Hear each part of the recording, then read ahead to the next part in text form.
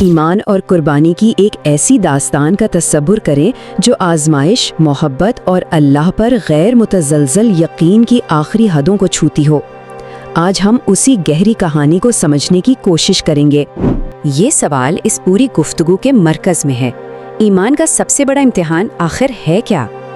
کیا یہ وہ لمحہ ہے جب کسی کو اپنی سب سے پیاری چیز قربان کرنے کا کہا جائے؟ آئیے اس سوال کا جواب اس کہانی میں تلاش کرتے ہیں۔ اس عدد کو دیکھیے، 84۔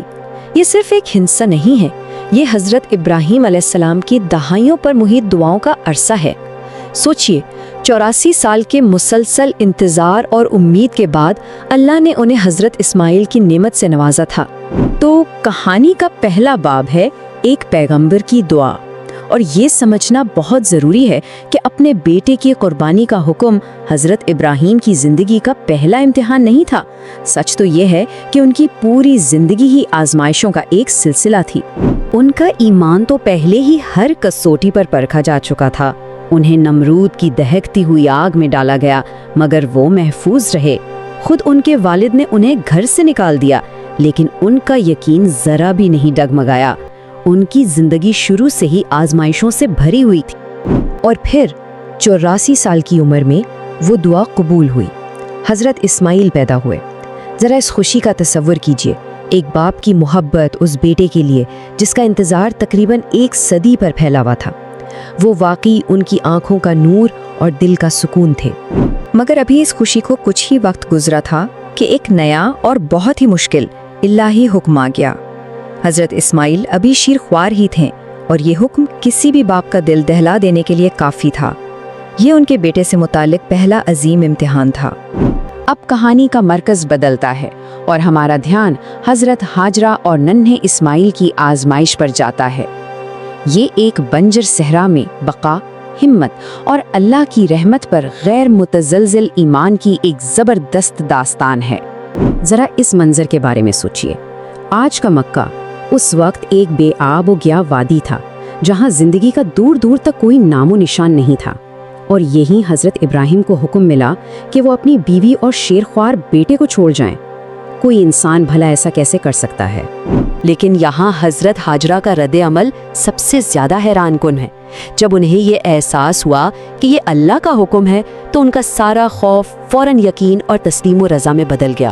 ان کے الفاظ، اگر یہ اللہ کا حکم ہے تو وہ ہمیں تنہا نہیں چھوڑے گا، ایمان کی ایک طاقتور ترین مثالوں میں سے ایک ہے۔ جب پانی کا آخری قطرہ بھی ختم ہو گیا اور ان کا بچہ پیاس سے بلکنے لگا، تب بھی حضرت ہاجرہ نے ہمت نہیں ہاری۔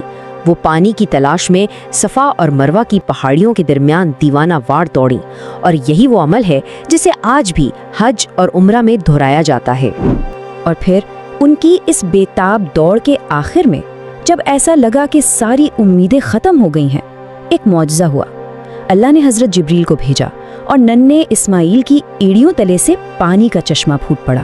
یہ زمزم کا چشمہ تھا، جو آج بھی اللہ کی رحمت کی نشانی کے طور پر بہہ رہا ہے۔ اچھا، اب کہانی کو کئی سال آگے لے کر چلتے ہیں۔ وہ وادی آباد ہو چکی ہے، اسماعیل اب ایک نوجوان لڑکا ہے، اور باپ بیٹے ایک بار پھر ساتھ ہیں۔ لیکن سکون کا یہ دور ایک اور بلکہ سب سے بڑی آزمائش کا پیش خیمہ تھا۔ حضرت اسماعیل اب 7 یا 8 سال کے ہو چکے ہیں۔ حضرت ابراہیم کو مسلسل 3 راتوں تک ایک ہی خواب نظر آیا، اور دیکھیں، پیغمبروں کے خواب صرف خواب نہیں ہوتے، وہ وحی کی ایک شکل ہوتے ہیں۔ حضرت ابراہیم فوراً سمجھ گئے کہ اس خواب کا کیا مطلب ہے۔